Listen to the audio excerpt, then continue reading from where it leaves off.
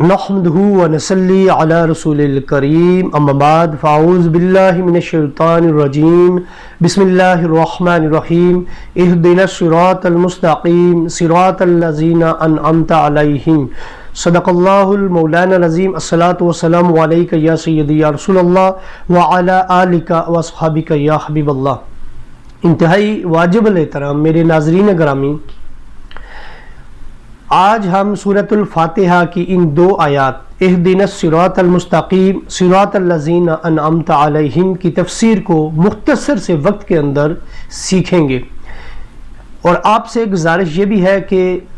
انشاءاللہ العظیم ہم آگے بھی اسے مکمل کرتے جائیں گے، اور جو ویڈیو آپ کی خدمت میں آتی جائے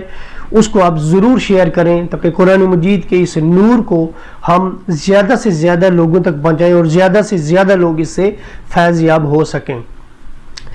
اس سے قبل ہم نے ایاک نعبد و ایاک نستعین کی تفسیر آپ کے سامنے پیش کی تھی کہ اللہ ہم تیری ہی عبادت کرتے ہیں اور تجھ ہی سے مدد چاہتے ہیں۔ کون سی مدد چاہتے ہیں؟ گویا بندہ اللہ سے جو مدد درکار کر رہا ہے نا، خصوصاً یہاں پر ہر قسم کی مدد اللہ ہی سے درکار ہے، لیکن یہاں پر جو خصوصاً مراد ہے وہ کون سی ہے؟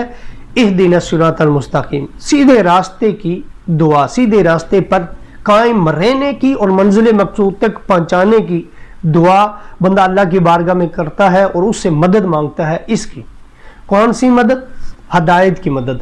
ہدایت کا معنی کیا ہے؟ ہدایت کا معنی ہے راہ کو دکھلانا، راستہ دکھلانا، یہ بھی مراد ہے، اور منزل مقصود تک پہنچا دینا، مطلوب تک پہنچا دینا، یہ ہدایت کا معنی ہے۔ یہاں ہدایت کے دونوں معنی لیے جائیں گے، یعنی راہ دکھلانا بھی معنی لیا جائے گا، کچھ راہ تو اللہ نے دکھلائی ہوئی ہے اور کچھ سے کچھ کا ہمیں نالج نہیں ہے، بلکہ کچھ راہ تو ایسی ہیں جو اللہ تعالیٰ نے ہر انسان کو دکھا دی ہیں۔ کچھ فطری عالمگیری ہدایات تو وہ ہیں جو اللہ نے ہماری جبلت میں رکھ دی ہیں، ان کے ذریعے ہم بہت سی ہدایت حاصل کرتے ہیں۔ ان کے ذریعے مثلاً دیکھنے کی، سننے کی، چکھنے کی، سونگنے کی عقل و شعور اللہ تعالیٰ نے عطا کیا ہے۔ تو یہ وہ ہیں جو ہدایات اللہ تعالیٰ نے ہر انسان کو عطا کی ہیں، کسی مذہب کا فرق کیے بغیر، رنگ و نسل کا فرق کیے بغیر، کسی زبان کا فرق کیے بغیر، کسی علاقائی تخصیص کے بغیر اللہ تعالیٰ نے ہر انسان کو یہ صلاحیت عطا کی ہیں، یہ حواس عطا کی ہیں، اور یہ ہدایت اللہ تعالیٰ نے ہر بندے کو عطا فرمائی ہوئی ہیں۔ جیسے دیکھ کر ہمیں اندازہ تو ہو جاتا ہے کہ چیز خوبصورت ہے یا بدصورت ہے، اور اسی طرح چھو کر ہم اندازہ کر لیتے ہیں، چھونے کی ہدایت کہ ہم یہ چیز نرم ہے، سخت ہے، پکڑ لیتے ہیں کہ اس چیز کو ہاتھ سے پکڑنا ہے۔ اسی طرح سننے کی، اور کلام کو میٹھی ہے، شیریں ہے، ترش ہے، کیسا ہے، اور دیکھ کر پھر بولنے کی قوت اللہ نے دی ہے۔ پھر اللہ تعالیٰ نے سونگنے کی قوت دی ہے، سونگ کر بندہ ہدایت حاصل کرتا ہے کہ یہ جو چیز ہے کہ یہ خراب ہے یا بدبودار ہے یا خوشبودار ہے۔ تو یہ ہدایت اللہ تعالیٰ نے ہماری جبلت میں رکھ دی ہیں، لیکن ان سے بھی آگے اصل ہدایت ان سے بھی حاصل کرنی ہوتی ہے، عقل و شعور سے بھی حاصل کرنی ہوتی ہے، اور اصل ہدایت جو مطلوب ہے وہ اللہ تعالیٰ نے ہماری جبلت میں نہیں رکھی۔ کچھ جبلت میں مسلمان ہونے کے ناطے، یعنی کچھ چیزیں، کچھ ہدایات ایسی ہیں جو موروثی ہیں، ہم چونکہ مسلمان ہیں اور اسلام مسلمانوں کے گھر میں پیدا ہوئے، اس لیے کچھ ہدایات جو ہے نا وہ ہمیں حاصل کرنا نہیں پڑتی، بلکہ ہمیں عطا فرمائی ہوئی ہیں موروثی طور پر رب کائنات نے۔ تو اس کے بعد جو نماز میں بندہ کھڑا ہو کر جو دعا مانگتا ہے، اللہ تعالیٰ سے جو مدد مانگتا ہے ہدایت کی، اس سے مراد کون سی ہدایت ہے؟ یہ ہمارا آج کا ٹاپک ہے، اس لیے کہ جب بندہ نماز میں کھڑا ہے تو وہ ہدایت میں، وہ تو سیدھے راستے پر ہے، نماز پڑھ رہا ہے، پھر اللہ تعالیٰ سے کہہ رہا ہے کہ مجھے سیدھے راستے پر چلا، تو چل تو وہ رہا ہے سیدھے راستے پر، لیکن کیا ہے وہ ہدایت کا جو دوسرا معنی ہے وہ کیا؟ مطلوب تک پہنچا دینا۔ تو گویا وہ یہاں پر یہ دعا کر رہا ہے کہ مولا الہ مجھے مطلوب تک پہنچا دے، مجھے سیدھے راستے پر قائم رکھ، مجھے سیدھے راستے پر چلا، نہ کہ دکھایا ہوا ہے۔ جب تم مسلمان کے گھر میں پیدا ہوئے تمہیں پتہ ہے کہ نماز یہ ہدایت کا راستہ ہے، دیکھ لیا، تمہیں پتہ ہے حج ہدایت کا راستہ ہے، دیکھ لیا، تمہیں پتہ ہے کہ زکوٰۃ دینی فرض ہے، یعنی अच्छे اور برے کا کچھ بندے کو والدین سے ملتا ہے، کچھ اساتذہ سے ملتا ہے، اور کچھ وہ جب خود مطالعہ کرتا ہے اس کو یہ ہدایات ملتی ہیں۔ اس کے باوجود وہ اللہ رب العزت سے جو دعا کرتا ہے کہ اہدنا الصراط المستقیم، تو یہاں معنی یہ مراد ہوگا کہ اللہ مجھے منزل مقصود تک، مجھے مطلوب تک بھی پہنچا۔ اور چونکہ جو جبلی ہدایت ہیں وہ ہمیں ان کاموں میں ہمارے لیے معاون ہوتی ہیں، جیسے اللہ تعالیٰ خود قرآن مجید میں بھی فرما رہا ہے ان ہدایات کی طرف، یعنی جو ہماری فطرت میں رکھ دی گئی ہیں کہ الم نجعل لہ عینین ولسانا وشفتین وہدیناہ النجدین، تو آنکھوں کے ذریعے، زبان کے ذریعے، اور یہ ساری وہ ہدایتیں ہیں جو اللہ تعالیٰ نے ہماری جبلت میں رکھ دی ہیں، ان کے ذریعے سے بھی ہم منزل مقصود تک پہنچتے ہیں۔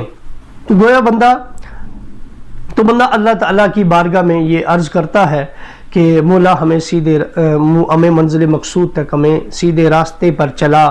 اور اس سیدھے راستے پر چلا جو ہمیں منزل مطلوب تک جو ہمیں پہنچا دے۔ صراط المستقیم، صراط کہتے ہیں راستے کو، صراط المستقیم یعنی وہ مستقیم استقامت سے بھی ہے، سیدھے راستے کو کہا جاتا ہے، سیدھا راستہ، مستقیم سیدھا راستہ، اور استقامت سے بھی ہے، یعنی سیدھے راستے پر ہمیں استقامت عطا فرما، اگر اس کا صحیح معنی کیا جائے تو صراط مستقیم کا مطلب کشادہ راستہ، منزل مقصود تک پہنچانے والا راستہ، مطلوب تک پہنچانے والا راستہ، کشادہ اور کھلا راستہ، اسے کہتے ہیں صراط مستقیم، وہ ہے صراط مستقیم۔ صراط مستقیم کی وضاحت ایک موقع پر نبی کریم صلی اللہ علیہ وآلہ وسلم نے خود بھی فرما دی۔ آپ نے صحابہ کے ساتھ، آپ نے خود زمین پر اپنی انگلی مبارک سے خود کچھ آڑی ترشی لائنیں حضور علیہ الصلوۃ والسلام نے زمین پر مٹی پر بنائی، اور ایک لائن آپ نے سیدھی بنائی، اور پھر صحابہ سے فرمایا کہ صحابہ یہ جو سیدھی لائن ہے نا، یہ سیدھی مطلوب تک جاتی ہے، یہ سیدھی جنت کا راستہ ہے، یہ سیدھا راستہ ہے، یہ ہے صراط مستقیم، یہ راستہ ہے، اور یہ جو جتنے باقی آڑے ترچھی لائنیں حضور نے کھینچی، فرمایا یہ شیطانی راستے ہیں، یعنی یہ شیطان کے راستے ہیں۔ لیکن آپ کو بتاؤں یہ بات حیرت انگیز کہ وہ جو ترچھی اور آڑی لائنیں حضور نے کھینچی ہیں نا، شیطانی، وہ سارے شیطانی راستے ہیں، شیطان ان پہ بیٹھتا نہیں ہے،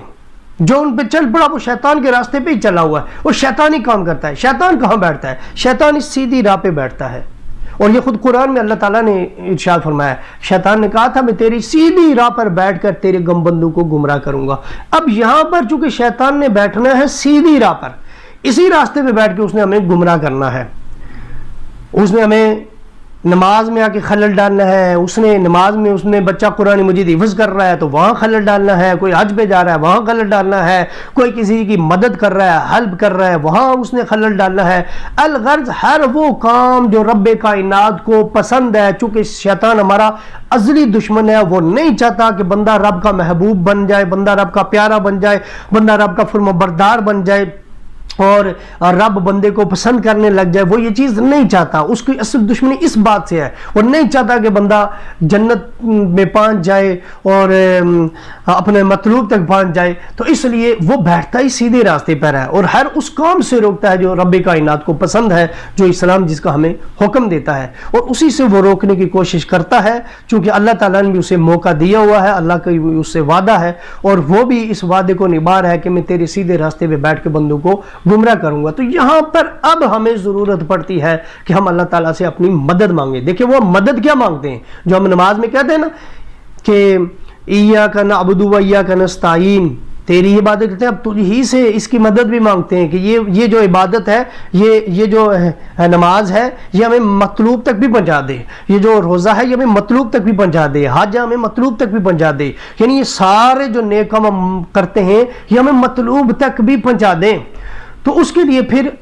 ہمارے اندر کچھ کمزوریاں ہیں، انسان ہونے کے ناطے، گناہگار ہونے کے ناطے، اور ہمارے اندر نفس ہے، اس نفس کی غلامی کی وجہ سے ہمارے اندر جو ہے وہ کچھ خامیاں ہیں، تو ہم مطلوب تک از خود نہیں پہنچ سکتے۔ تو اللہ تعالیٰ نے پھر جو ہے کچھ ہستیاں دنیا میں ایسی بھیجی ہیں جو اللہ تعالیٰ نے معاون بنا کر، ہمارے مددگار بنا کر دنیا میں بھیجے ہیں، جنہوں نے ہمیں یہ اللہ تعالیٰ کی طرف سے عطا کی ہوئی وہ مدد ہے جو ہمیں مطلوب تک پہنچاتے ہیں، کیونکہ از خود ہم جب اس پر چلیں گے تو شیطان ہماری راہ میں رکاوٹ ڈالے گا۔ شیطان چونکہ اس کی تو کوشش یہی ہے کہ بندہ گمراہ ہو جائے، اور وہ نہیں چاہتا کہ بندہ اللہ کا محبوب ہو جائے، اس لیے وہ ہر قسم کے ہتھیار لے کر آتا ہے، وہ ہر قسم کی خوشیاں لے کر آتا ہے، عیاشیاں لے کر آتا ہے، اور سیدھی راہ کی رکاوٹ بنتا ہے، سیدھی راہ پر چلنے کے خطرات لے کر آتا ہے کہ اس میں چلو گے تو تمہیں یہ پریشانی ہے، اور ان آڑی ترچھی راہوں میں آؤ گے تمہیں یہ سہولتیں۔ شیطان ہر قسم کی آرائش لے کر آتا ہے، تو اس وقت بندے کو ضرورت ہوتی ہے کہ وہ بہکے نہ، اگرچہ وہ سیدھی راستے پر ہے وہ بہکے نہ، پھر وہ رب سے اگلی دعا یہ کرتا ہے کہ مولا